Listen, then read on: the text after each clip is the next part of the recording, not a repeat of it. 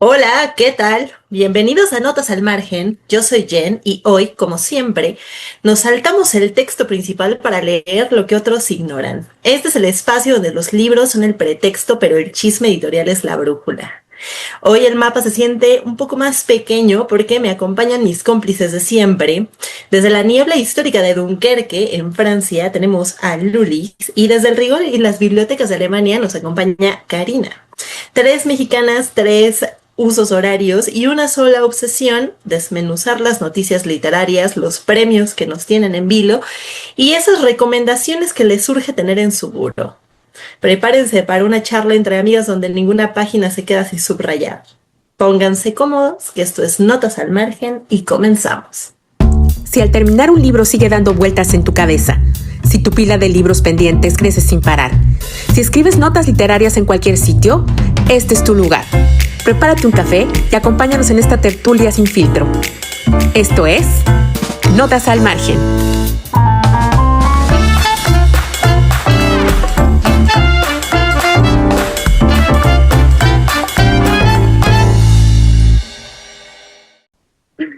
Hola, ¿qué tal? Muchas gracias por la presentación, Jen. Hola, Cari. Pues me da mucho gusto estar aquí con ustedes. Hoy vamos a tener diferentes temas. Eh, Vamos a hablar un poco sobre las fechas importantes de este mes de mayo. Por ejemplo, el 3 de mayo que se conmemora o conmemoramos el Día Mundial de la Libertad de Prensa. También sobre maternidad, como no, recordando el 10 de mayo. Y después un poco de chisme sobre los libros que estamos leyendo, recomendaciones después de hablar sobre estos temas. Hablando sobre el Día Mundial de la Libertad de Prensa, esta fue una fecha que se proclamó por la Asamblea General de las Naciones Unidas en 1993 y fue una recomendación de la UNESCO. ¿Y por qué conmemoramos este día? Pues porque lo que se busca es recordar a los gobiernos su obligación de respetar la libertad de prensa, reflexionar sobre la independencia de los medios y también rendir un homenaje a todos los periodistas que han sido atacados o asesinados por ejercer su trabajo, que desgraciadamente es un tema que hoy está muy en boga, el peligro que representa ejercer el periodismo, no solo en los países que tienen problemas bélicos en este momento, sino en otros países como por ejemplo México. Siempre ha habido una línea muy delgada, muy tenue entre el periodismo y la literatura, porque no se trata solo del derecho a informar, sino también de nombrar la realidad, de narrarla, de investigarla y de discutirla públicamente. Sí, Esta zona de contacto es muy fértil para que surjan textos que nos ayuden a comprender la realidad en la que vivimos. y totalmente. Y justo creo que dando pie a ello, a mí se me viene a la mente hablar justo de un libro súper incómodo y también súper necesario, ¿no? Pienso en La llamada de Leila Guerreiro. Y aquí, por ejemplo, la libertad de prensa no se analiza desde la teoría, sino desde el rigor absoluto. Guerreiro hace el perfil de Silvia Lavairu, una ex militante montonera secuestrada por la dictadura argentina y que es llevada a la ESMA. Pero este no es el relato de una víctima, digamos, perfecta, ¿no? Sino es la historia de una mujer que sobrevivió en el corazón del horror y que ya cuando sale es juzgada por una sociedad que no tolera, digamos, las zonas grises. ¿Por qué llama mi atención? Porque el conflicto central es la traición percibida. Silvia fue obligada por sus captores a infiltrarse en las madres de Plaza de Mayo, ¿no? Por años, digamos que el relato oficial la marca como traidora, pero entonces, para mí, aquí la libertad de prensa se ejerce como un acto de justicia. Guerreiro no busca redimirla ni condenarla. Para ella es como lo único que estoy buscando es entenderla, ¿no? Ella entrevista a Silvia durante años y confronta testimonios para, digamos, diseccionar la ambigüedad de la supervivencia. Guerreiro nos demuestra que la prensa solo es libre cuando se atreve a cuestionar no solo el poder, sino también los prejuicios morales de sus propios lectores. Quizá em, lo que me gusta es que Guerreiro usa el detalle como arma. No hay adjetivos innecesarios. Todos son hechos que reconstruyen el abuso sexual como arma de guerra, la frialdad de los torturadores. Es decir, el libro nos enfrenta a una pregunta ética. ¿Tenemos derecho a juzgar las decisiones de alguien que está bajo tortura? Y aquí la prensa, al documentar esta complejidad, devuelve a Silvia su humanidad. Es decir, le quita como la etiqueta de caso y le devuelve su categoría de persona, ¿no? Como con sus contradicciones, su exilio y sobre todo con su dolor. La experiencia de leer La llamada es como tener enfrente una lección de periodismo de largo aliento, ¿no? Y sobre todo a mí lo que me deja es como este recordar que la libertad de prensa es también la libertad de contar la historia completa, aunque sea incómoda, aunque señale a quien tenga que señalar, ¿no? Y quizá me gusta mucho que al final Silvia queda liberada no por su perdón social, sino por la verdad de un relato que no le teme a la oscuridad. Entonces, ahí para mí, de verdad que Leila se merece un aplauso. No, pues es que es súper interesante. Yo este libro no lo he leído, pero bueno, lo pondré rápidamente en mi lista de libros a leer lo más pronto posible. Y esto de los hechos reales, que bueno, al final es esta relación que estamos hablando entre el periodismo y la literatura, me hace pensar también en Emmanuel Carrère, este escritor francés, y como en su libro más emblemático, que es El adversario, y me parece un caso súper interesante, porque El adversario retoma el caso que es estremecedor, de verdad, así perturbador, de un tipo que se llama, se llama a Jean-Claude Roman. Y este hombre durante años, décadas, fingió ser un médico y ser investigador de la OMS, la Organización Mundial de la Salud. De la salud. Cuando no pudo sostener más la mentira, o sea, llevó hasta el límite el fingir, hasta el límite mantener esa apariencia de vida perfecta, de vida profesional ante los demás, porque estaban incluidos, o sea, todo el mundo estaba, a todo el mundo tenía engañado, a los hijos que eran niños, a la esposa, a los padres. Entonces, cuando él ve en peligro ese teatro que había montado, pues decide desvivirlos a todos, a los hijos, a los padres, a la esposa. Y esto sucedió en 1993. eh, y después ya con las investigaciones, pues se descubrió que este hombre no era absolutamente nada de lo que pretendía hacer. Y Emmanuel Carrère se interesa mucho en este caso, consigue entrar a la cárcel y hacerle entrevistas para intentar reconstruir esta existencia llena de falsedades, que eso es algo que me gusta mucho de este libro. Sí te cuenta el crimen, pero no es lo esencial del libro. Lo esencial es saber cómo se construyó en la cabeza de este sujeto Claro. esa falsa identidad y por qué la mantenía. O sea, hasta qué punto, en qué momento sobrepasó ese límite de fingir hasta que él mismo se creyó esa mentira y una vez que estuvo en peligro prefirió desvivir a toda la familia que aceptar que había mentido y que aceptar que no era lo que él había dicho que era. Entonces, eso me parece súper fuerte. Y Carrère no busca como explicar o ser condescendiente con el lector, tampoco necesariamente tomar una posición a favor o en contra, pero sí mostrar esa realidad y hasta qué punto el querer mantener las apariencias puede afectar la vida no solo de una persona, sino de todo su entorno. Y otra cosa que creo que es importante en este tema de la literatura y el periodismo es que esto le da más vida a esos temas. Es decir, podemos extender en el tiempo la discusión sobre esos temas, ¿no? Porque no es lo mismo que una noticia que aparece en un momento dado y fugazmente, como sucede en todos los medios de comunicación tradicionales, y no desaparece muy rápidamente, Claro. sino con estos libros la discusión se puede extender y realmente nos permite tener otra visión, nos permite tener otras perspectivas de un mismo hecho. Y eso es lo que yo veo con este libro de Cava, que después él fue pues muy criticado porque decían que por qué iba a darle voz a un asesino, que por qué tenía que exponer esos temas, que la gente se iba a ir más por el lado morboso, pero no era en realidad su idea, no era su objetivo. Y me parece también muy interesante que este libro está como entre la frontera del periodismo, la crónica judicial, el ensayo, la Aparte le literatura, encanta, porque a Carrer le encanta, la sí, crónica judicial le le encanta. encanta todo eso.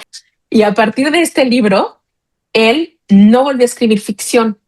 Todos los libros que vinieron después son de no ficción No. y se interesó cada vez más en desentrañar estos eventos de la condición humana Y, que le causan y, mucha qui- curiosidad. y quizá pareciese que a Carrer lo que le importa en el adversario es un poco como desmenuzar la psique, ¿no? O sea, en lugar de solo justificarlo o no, como que él quiere saber así y agarrar el bisturí y sacar todo, ¿no? Siento que va un poco más por ahí. Sí, y otra cosa es que él dentro del relato se pone, él es como un personaje más en este relato, ¿no? Y va contando Wow. sus sensaciones y sus emociones también y su percepción de este personaje. Hasta llega un punto en el que él, a ver, no es que lo entienda, pero sí digamos que siente cierta proximidad con él y también por eso fue muy criticado en ese momento. Pero bueno, es un Muy a libro la Truman muy Capote. interesante. Exacto. Muy Es a un la libro muy Truman interesante. Capote, siento. Muy bien. Y seguimos con los casos reales.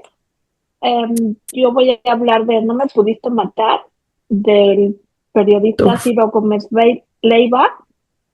El 15 de diciembre de 2022 sufrió un atentado mientras se dirigía a su domicilio por la noche. Un sicario en una motocicleta, gracias a la televisora donde él trabaja, le ofrecieron una camioneta blindada y entonces eso le salvó la vida porque la camioneta tuvo como 50 balazos y no estoy exagerando porque lo escuché hace varios meses y eso fue lo que le salvó la vida.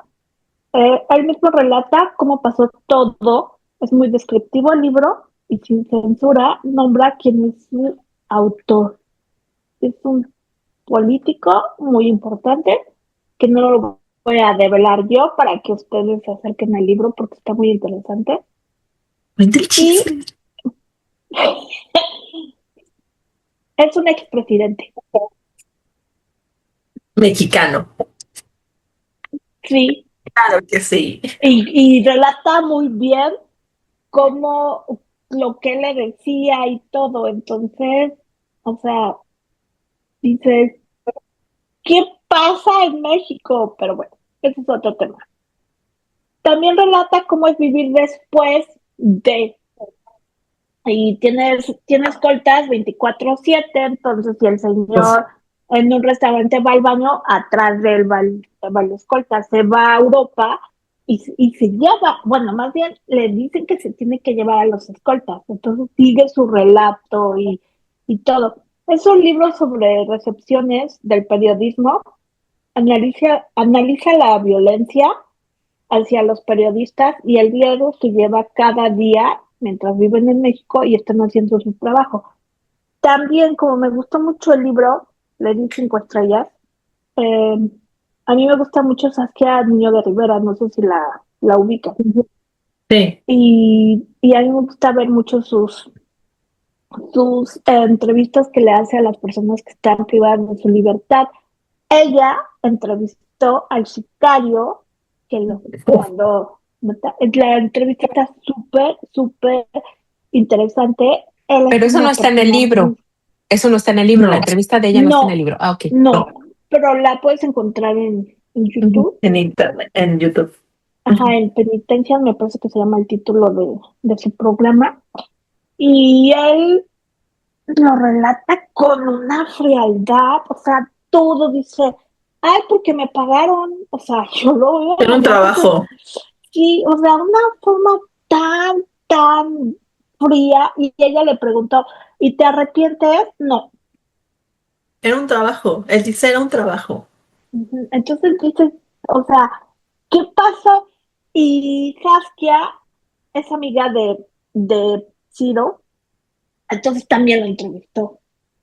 O sea, es un brazo que tienen que leer si les gusta la política, si les gusta el chisme de presidentes y sobre todo que es una historia real, se lo recomiendo mucho.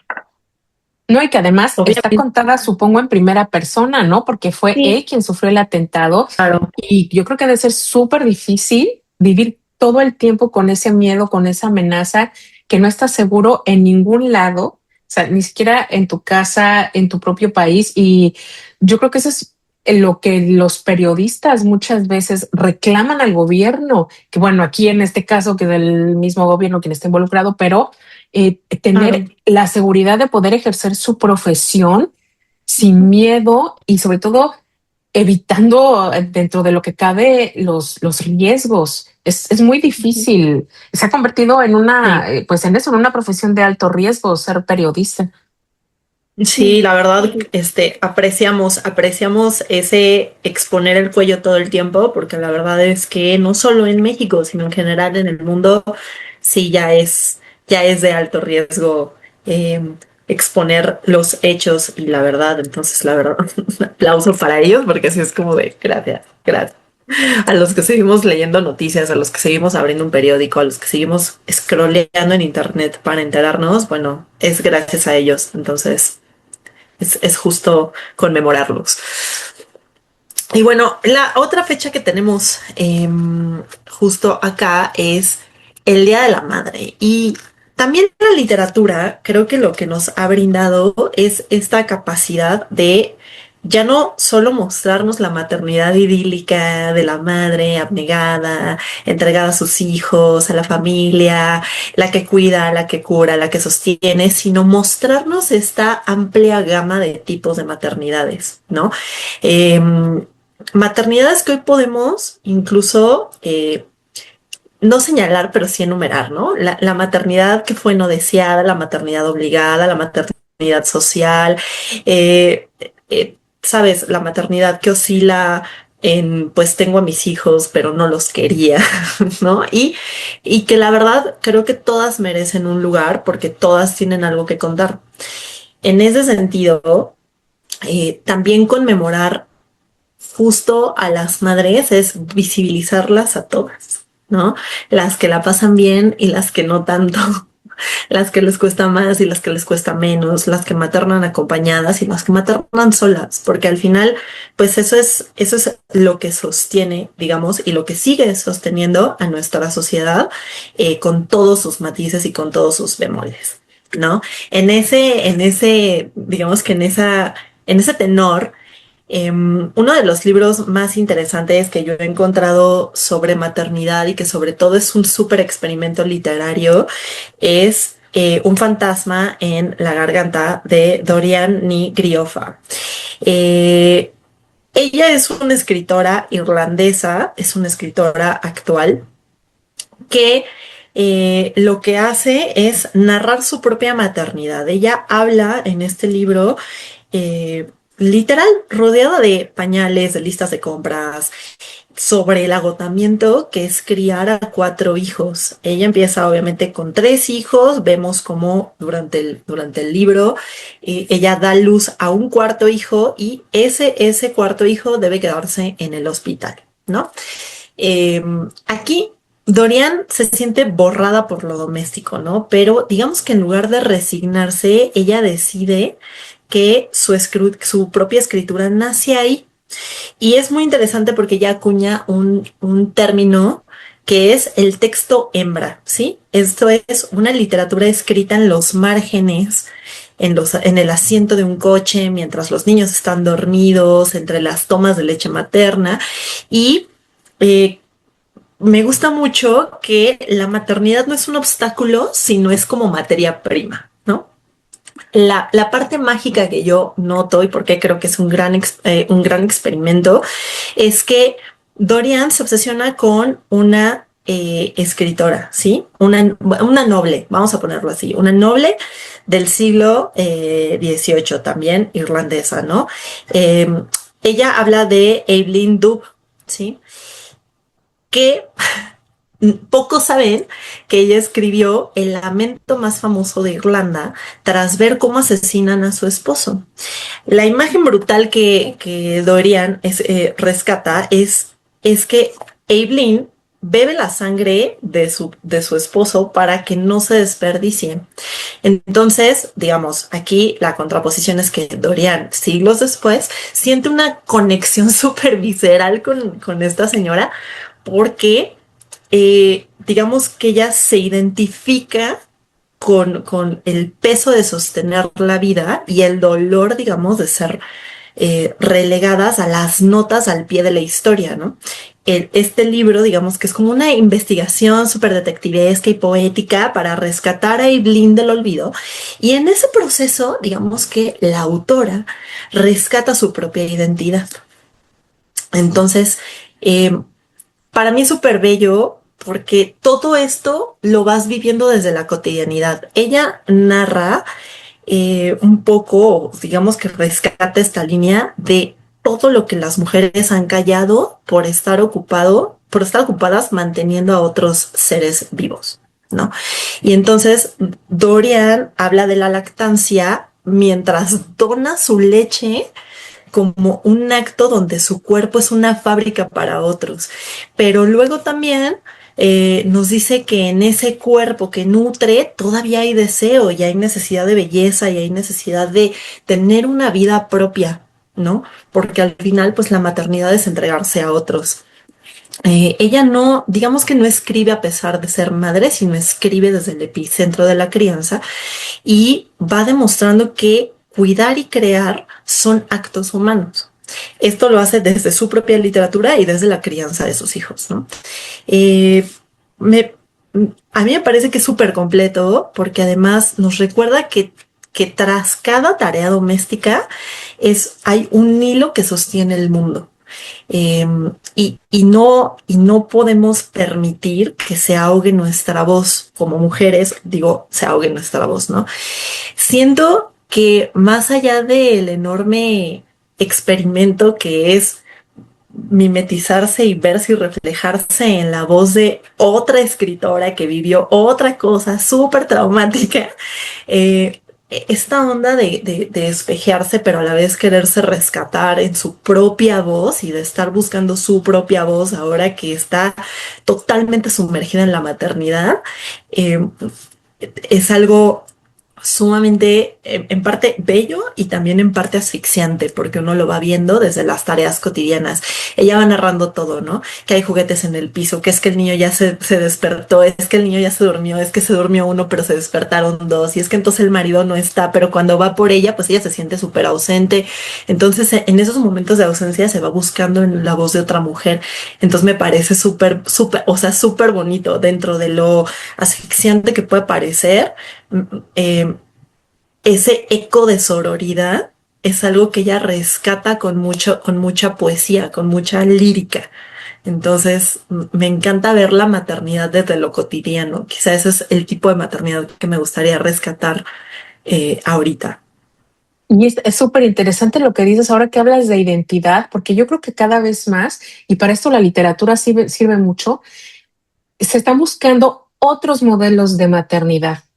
¿Sabes? Justo. Entonces, esta búsqueda que ella hace o esta identificación que siente con este personaje del pasado es un poco eso, estar buscando otros modelos de ser mujer, otros modelos, no solo de ser madre, de ser mujer, otros modelos, como ya decías, de maternar, de ser compañera. Y yo creo que eso es muy valioso porque estamos empezando a dejar de lado ese modelo de Sara García, del cine de oro mexicano, con la madre que sufre, Del abnegada y no sacrificio. del Sí. sacrificio y pues uno como quiera, pero las criaturas, ¿sabes? Entonces creo que eso Alguien es muy quiere pensar en los interesante. niños.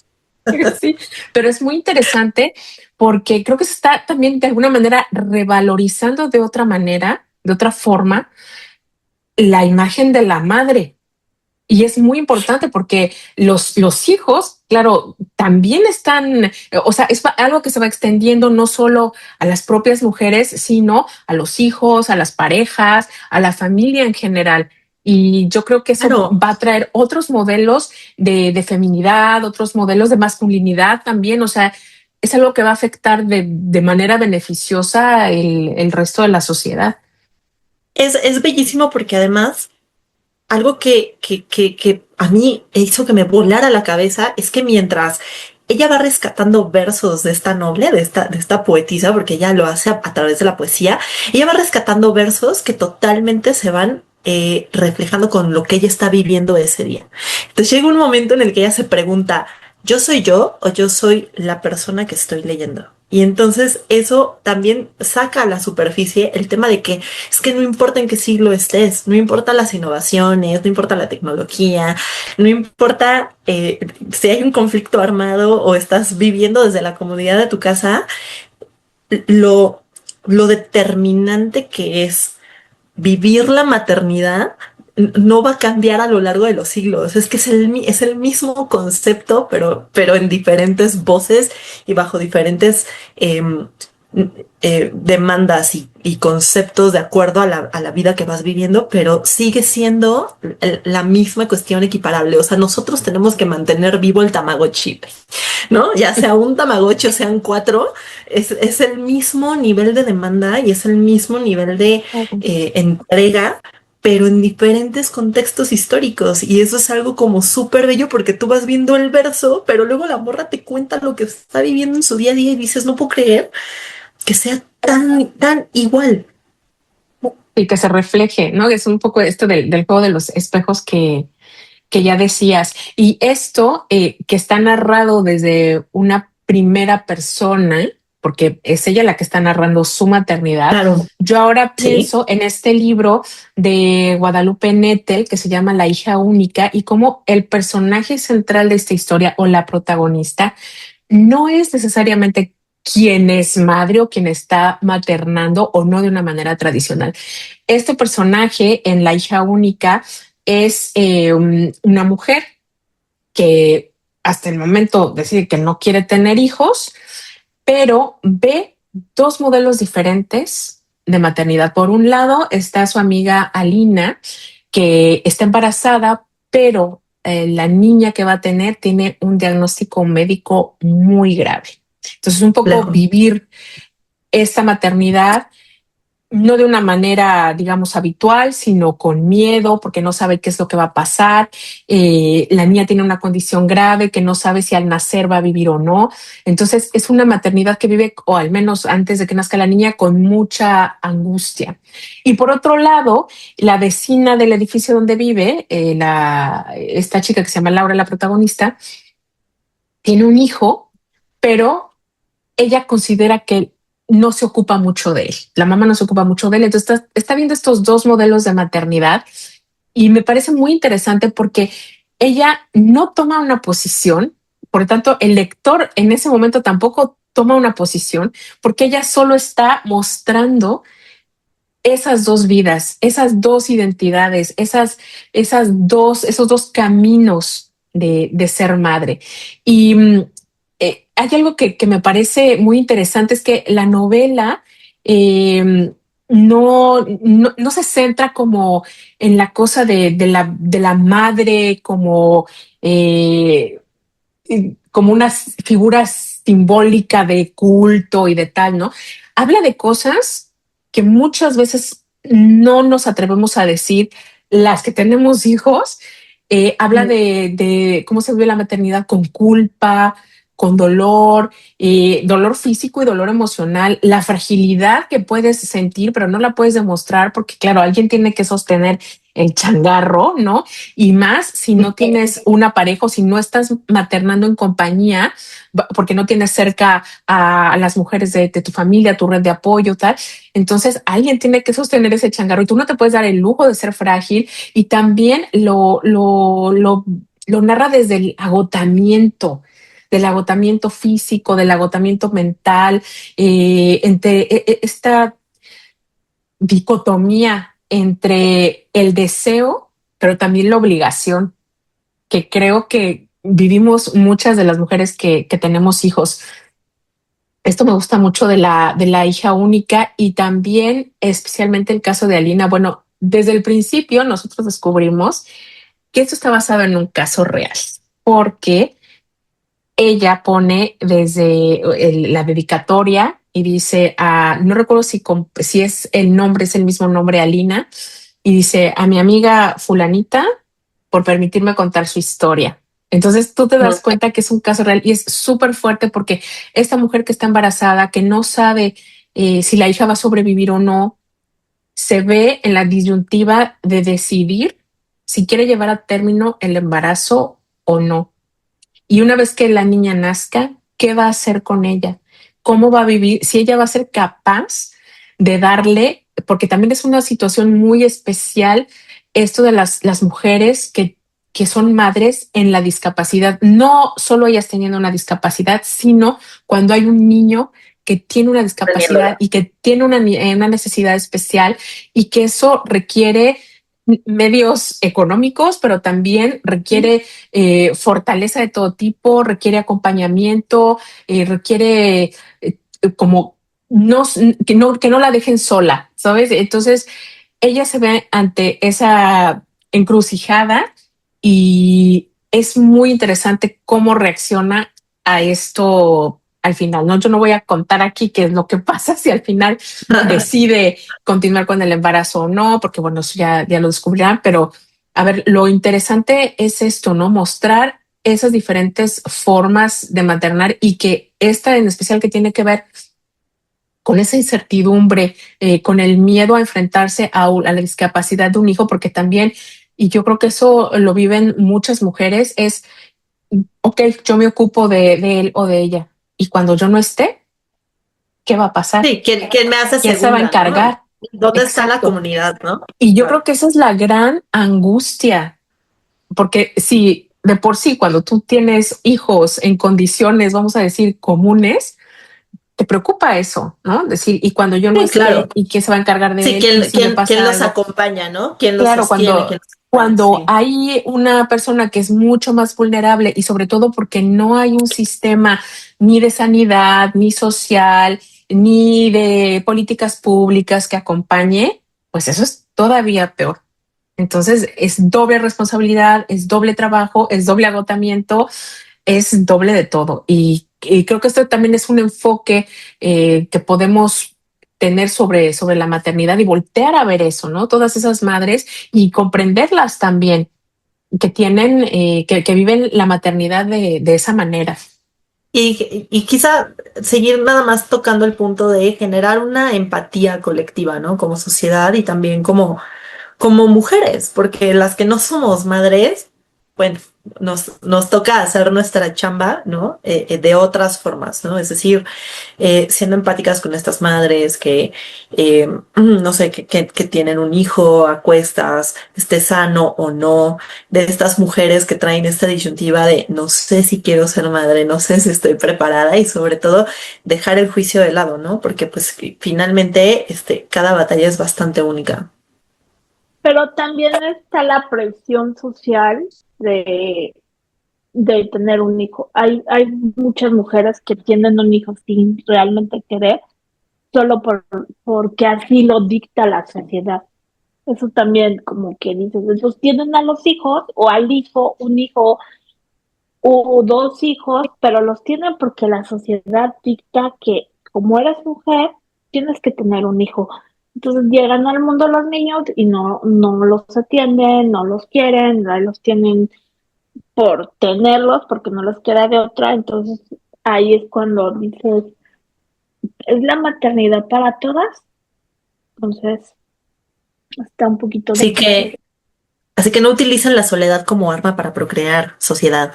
Bueno, yo voy a hablar de Paula. Ahora estamos hablando de los hijos, ¿no? ¿Qué va a pasar con los hijos? En este caso es otro tema más triste porque es un caso real. Es un libro de Isabel Allende sobre su hija Paula. Fue publicado en 1994. Ya, ya a Isabel le tocó enterrar a su hija.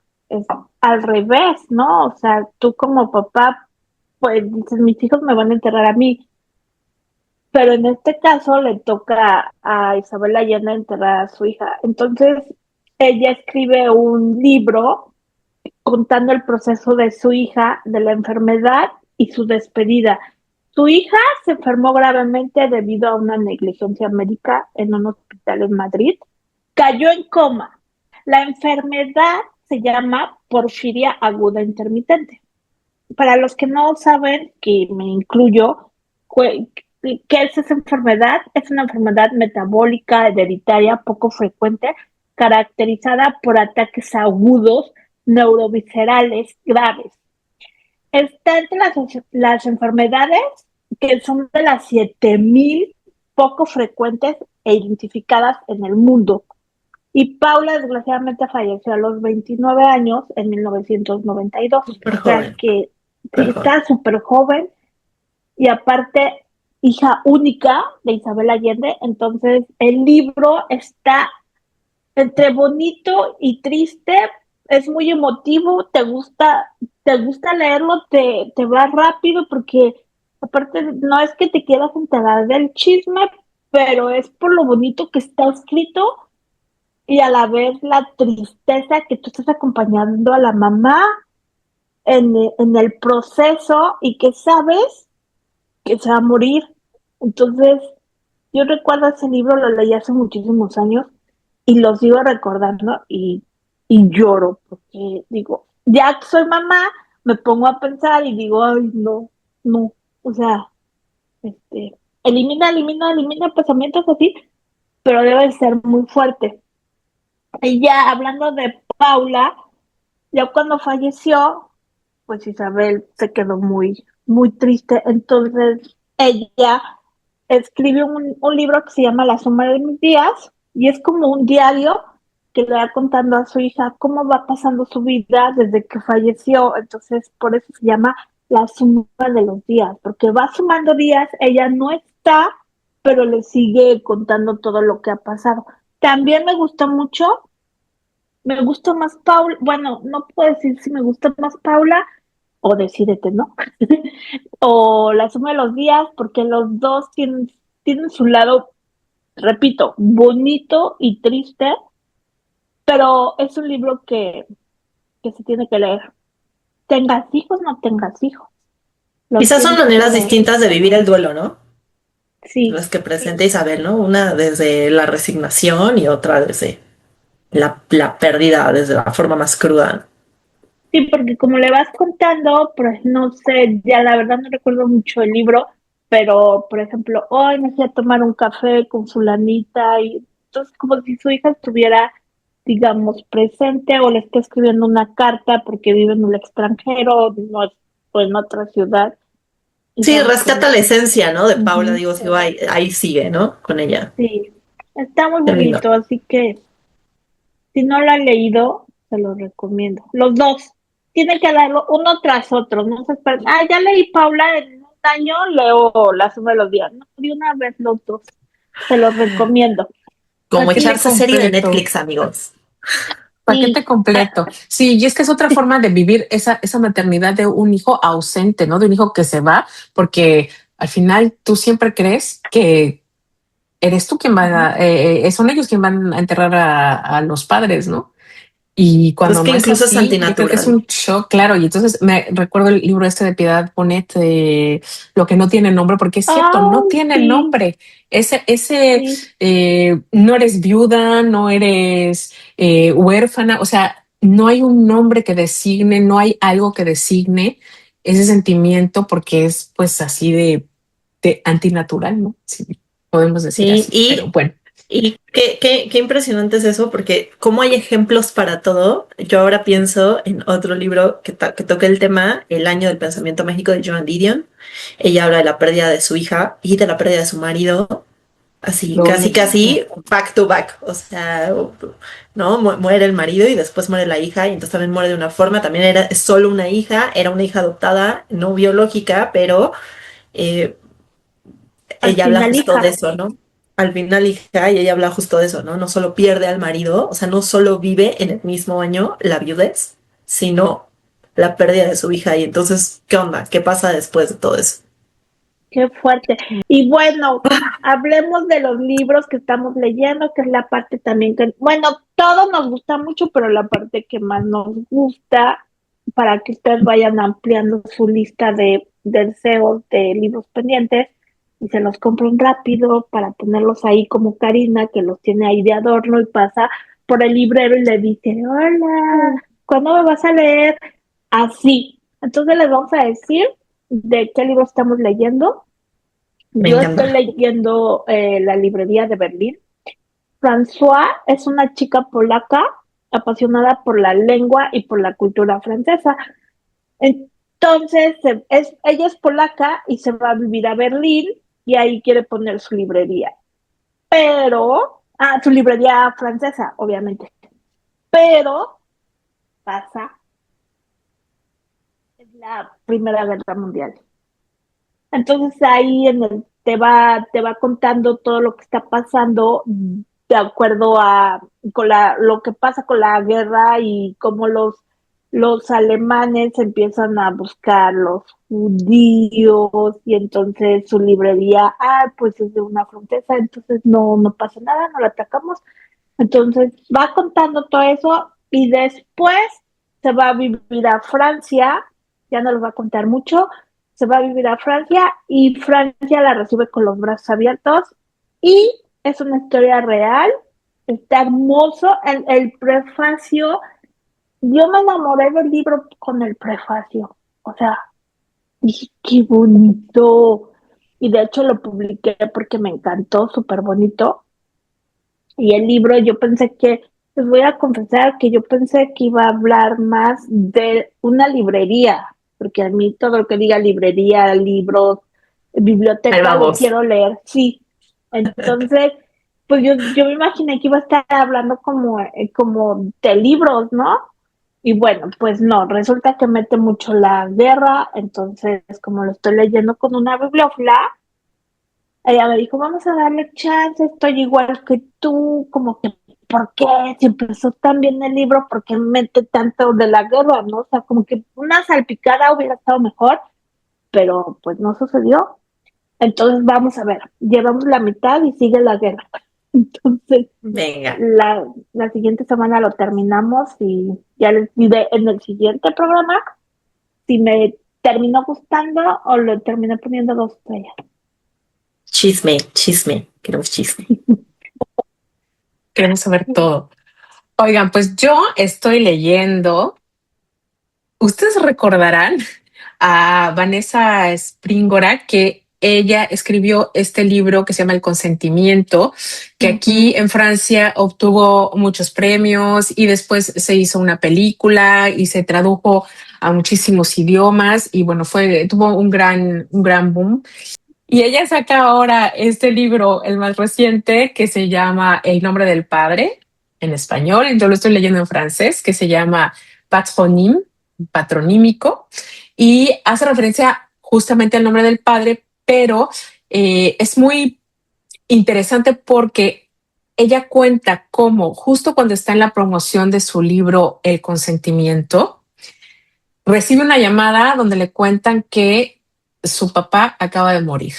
Ella tenía poca relación con su padre porque en algún momento él desapareció de la vida de ella y de la mamá, no estuvo ahí en los momentos importantes, ella tampoco hizo mucho por buscarlo, entonces era como una figura un poco fantasmagórica en su vida, pero ella recibe la noticia esta con mucho, pues se queda como en shock porque al papá lo encuentran en el departamento donde vivía, que era un departamento súper pequeño y que aparte había pertenecido a la abuela paterna, y lo encuentran junto, enfrente de la televisión, sentado en el sofá, y así se queda el hombre muerto, lo descubren después de mucho tiempo, y a ella le da mucho pesar pensar la soledad en la que vivía su papá, que nadie se enteró de su muerte hasta muchos días después.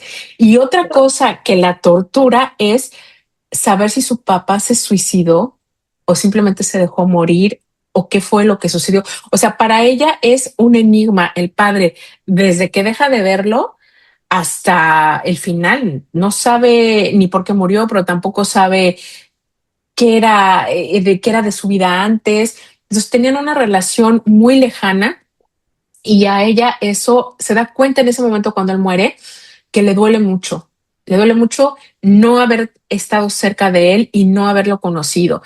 Le toca a ella sacar las cosas de la casa donde estaba el papá y encuentra unas fotografías que van a darle la pauta para comenzar una investigación familiar y saber quién era su padre. Porque en estas fotografías, él y el abuelo aparecen con una suástica. Entonces dice, esto no coincide con lo que a mí me habían contado y se dedica a hacer esta búsqueda de documentos, de videos, de fotografías, de cartas para descubrir realmente quién era su padre, pero sobre todo que esto es algo que me gusta mucho en este tipo de libros como de Vanessa Springora y también lo que hace Delphine de Vigan es hacer esta investigación familiar, pero sobre todo con el afán de resignificarse ellas mismas y de buscar esa identidad dentro de la familia, porque al final, y a eso hace referencia el título, El nombre del padre,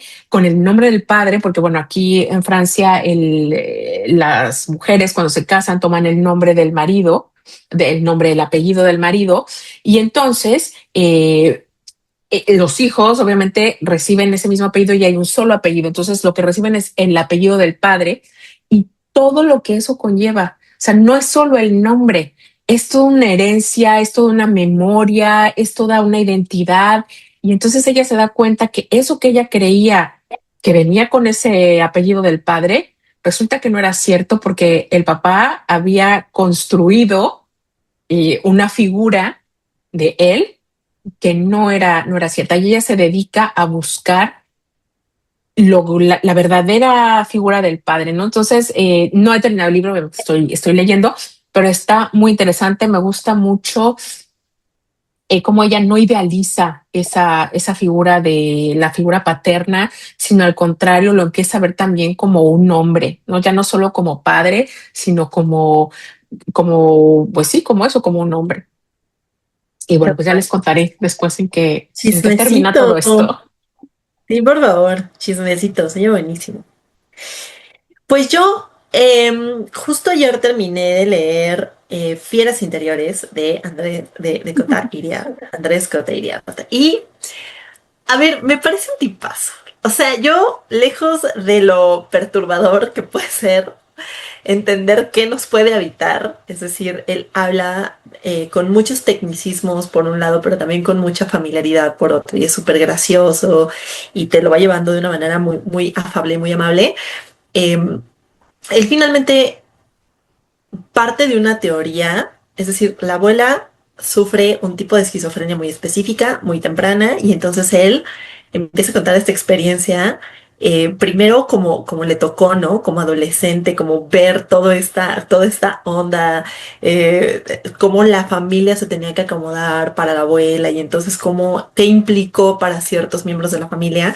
Y bueno, a mí me tocó escucharlo hablar y él narraba y él decía, es que claro, mientras mi madre se volvía loca, ¿no? Mientras mi madre decía, híjole, es que no puedo controlar a la abuela, ¿no? ¿Cómo controlo a mi propia madre? Él decía, uy, mi abuela, la feroz, ¿no? Mi abuela, la increíble, la que hacía lo que quería y la que se comportaba de la manera más en el mundo.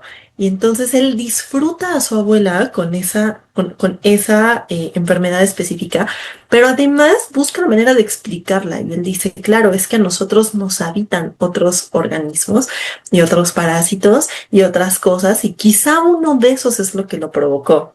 Entonces, me encantó porque además, Andrés es como un pana, es como un amigo y te va narrando la cosa de una manera tan bella, tan graciosa, tan amable, tan afable y aparte me encanta porque el libro trae dibujos y entonces te explica cómo es que llega el bicho y entonces llega y se mete a tu organismo y qué pasa adentro y qué pasa después. Entonces, es como, ay, no quiero decir como zoología for dummies, porque además él es zoólogo, pero sí creo que es muy amable la forma en la cual te agarra de la mano, te toma de la mano y te mete a la conversación y te dice, mira, esto lo viví, esta es mi vida, esta era mi abuela y ¿qué onda? ¿Qué opinas? ¿No? Entonces tú que lo ves, hay una parte que sí es como perturbadora de decir, bueno, ¿y qué me puede estar habitando ahorita? Pero hay otra que dices, uy, qué padre, o sea, qué increíble voltear a ver algo que sí, es muy difícil, es difícil ser eh, en la familia un cuidador primario de una enfermedad mental, ¿no? De una enfermedad degenerativa, de una enfermedad de la que no se vuelve, pero además, cómo verlo desde otra perspectiva? O sea, a mí me encantó. Andrés, a mí me encantó porque es como chisme médico, chisme, ¿no?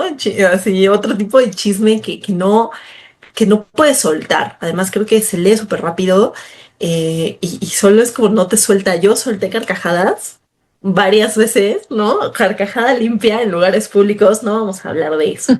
Pero la realidad es que lo queremos mucho, Makota. Y por otro lado, estoy con Andrés Neumann. Yo estoy fascinada con este hombre.